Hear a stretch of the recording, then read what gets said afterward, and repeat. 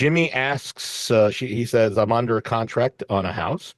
Electric inspection found it's mostly entirely knob and tube. Boy, we've talked about that in Oh, the past. How concerned should I be? We are comfortable walking away from the transaction if this is a major safety concern. Brad, knob and tube. yeah. So knob and tube hasn't been installed in a house for probably over 100 years now. So Mhm. anytime we find knob and tube, we're looking for those systems that have been de-energized, meaning completely disconnected, not just pull a fuse out. So in the case of knob and tube, couple things. One, the inspector is going to suggest that an electrician come out and evaluate the system because you're probably looking at, a significant upgrade. But two, you want to make sure you're talking to your insurance carrier because not all insurance carriers, is my understanding, that they don't all automatically cover knob and tube. So, just make sure you've got a good insurance agent that you're also running that question by.